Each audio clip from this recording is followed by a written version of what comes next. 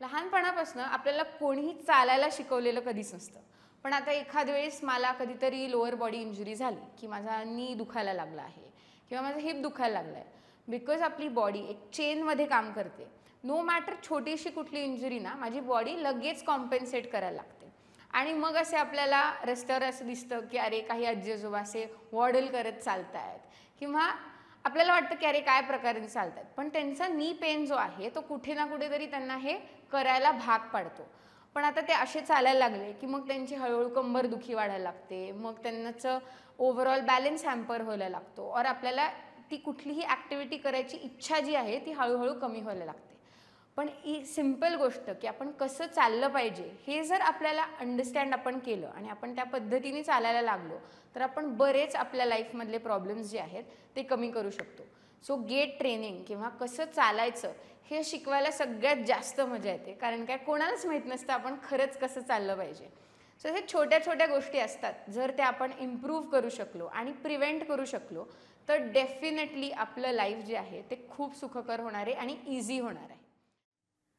SMS Productions निर्मित journey.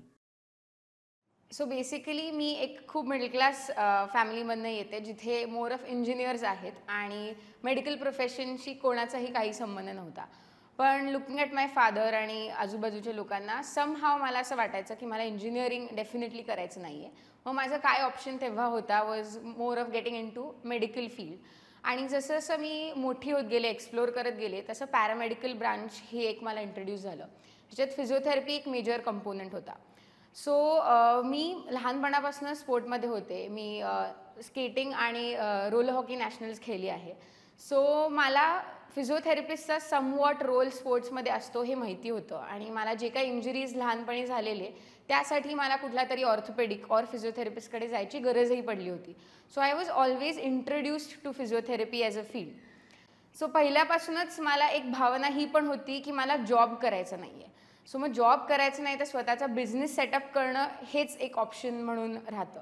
आणि because मला ती पॅशन होती, मला ती अर्ज होती काहीतरी ग्रो करायची आणि माझं करिअर मोठं करायची. सो आय ऑप्टेड की me the moment I passed out काही ना काहीतरी एक्सपिरियन्स गेन करून मला स्वतःचा एक सेटअप पाहिजे होता.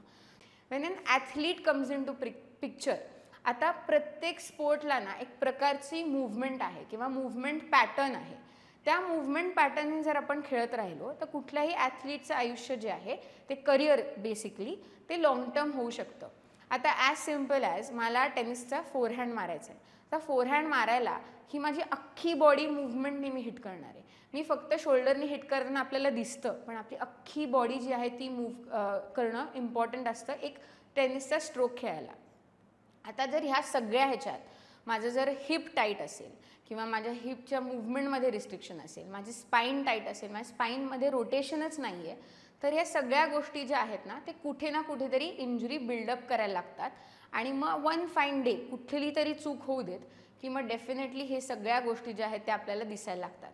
जर आपल्याला त्या मोमेंटला जायचं नसेल तर आपण जर स्वतःच्या इंजुरीजवर व्यवस्थित काम केलं किंवा स्वतःच्या बॉडीवर त्याची मोबिलिटी, स्टेबिलिटी, फ्लेक्सिबिलिटी, स्ट्रेंथ ह्या सगळ्या गोष्टींवर जर एकत्रित काम करायला गेलो ना तर आपलं प्लेईंग करिअर पण लॉंगर होणार आहे आणि कुठल्याही नॉर्मल व्यक्तीच्या आयुष्यात त्यांचं क्वालिटी ऑफ लाईफ इम्प्रूव्ह होणार आहे. लाईफ चेंजिंग मुवमेंट और करिअर चेंजिंग मुवमेंट माझ्या आयुष्यात ही होती, तर मला एक सेल्फ रिअलायझेशन झालं की हा एंटायर फिजिओथेरपी म्हणजे काय किंवा एक रिहॅबिलिटेशन प्रोसेस जी असते ती काय हे मला एक्झॅक्टली त्या मोमेंटनंतर ॲक्च्युली झालं.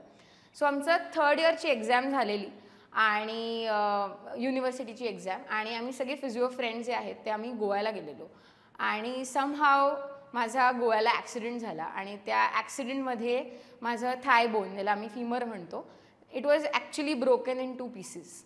सो इमिजिएटली मला सर्जरी करावी लागली. सो नेक्स्ट डे माझी सर्जरी झाली, ज्याच्यात मला फिमोरल प्लेटिंग केलं गेलं. मल्टिपल ठिकाणी मला थोडेसे इंजुरीज झालेले आणि स्टिचेस होते, हे सगळं झालं. एक त्याच्यात फर्दर कॉम्प्लिकेशन आलं की माझी ती सर्जरी झाल्यावर त्यांना असं लक्षात आलं की माझ्या पायामध्ये तेवढा ब्लड फ्लो नाही आहे. सो जेव्हा आम्ही स्कॅन केला त्याच्यात कळलं की माझ्या मेन पायाच्या आर्टरीमध्ये एक क्लॉट आहे, ज्याच्यामुळे माझं सर्क्युलेशन जे आहे फर्दर पायामध्ये ते कमी होतं. सो माझी पायाची बायपासही झाली. So it turned out to be एक थोडीशी critical surgery at that moment. पण इन ऑल ऑफ दिस काय झालं की माझी इमोबिलिटी, सो माझा एक पेशंट झोन झालेला त्या मोमेंटला. आणि that's when I started realising की कोणाला तरी जेव्हा ते पेशंट बेडवर असतात किंवा त्यांना त्यांच्या डेली लाईफमध्ये एक रिस्ट्रिक्शन येतं तेव्हा किती त्रास होतो.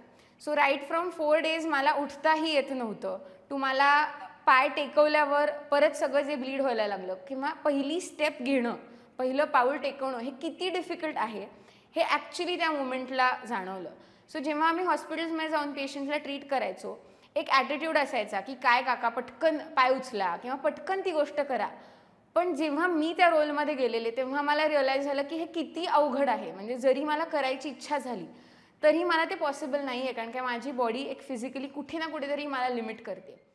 सो माझी खरी rehabilitation process or getting back two activity or normal routine हे तेव्हा चालू झालं. आणि it was a good 6-7 months long process. मला आठवतं आहे की जेव्हा मला पाय टेकवायलाही अलाउड नव्हता, बेंड करायला अलाउड नव्हता, but my college was extremely supportive. आणि बिकॉज मी फिजिओथेरपी कॉलेजमध्ये होते मला अगदीच फर्स्ट हँड ट्रीटमेंट पण मिळालेली. तर त्यामुळे ती एंटायर प्रोसेस जी आहे तिने ॲक्च्युली माझं लाईफ चेंज केलं और माझा दृष्टिकोन चेंज केला इन टर्म्स ऑफ कसं मी ह्या प्रोफेशनकडे बघायचं आहे आणि एखाद्या व्यक्तीला किती गरज असते त्या सुपरविजनची और त्या मदतीची. So that has been definitely my life changing moment, ज्याच्यानी मी ॲज अ फिजिओथेरपिस्ट और कोणाचं तरी केअर घेण्याच्या बाबतीत खूप बदलले. म्हणजे माझा अप्रोच जो आहे कुठल्याही व्यक्तीबद्दल तो डेफिनेटली बदलला. ती मोमेंट अशी होती की त्यानंतर मला असं कधीही कोणाला सांगावंसं वाटलं नाही की तुमची इंजुरी काहीच नाही आहे और तुम्ही फार खूप काळजी घेताय स्वतःची और जरा इग्नोर करा ह्या सगळ्या गोष्टींना. These were a few things जे मला आधी वाटायचं ते आता डेफिनेटली कधीच वाटत नाही. आणि I can definitely relate to काय ते करतायत आता आणि त्यांना काय त्रास होतोय. आणि म्हणून माझा अप्रोच जो आहे तो राईट फ्रॉम त्यांना पेन घालवणं टू त्यांची क्वालिटी ऑफ लाईफ बेटर करणं, ही एंटायर प्रोसेस मी जास्त एन्जॉय करायला लागले, which made me definitely a better physio. माझं नाव डॉक्टर अपूर्वा कुलकर्णी. मी एक फिजिओथेरपिस्ट आहे आणि माझं स्पेशलायझेशन स्पोर्ट्स आणि एक्सरसाइज मेडिसिनमध्ये झालं आहे UK मधून.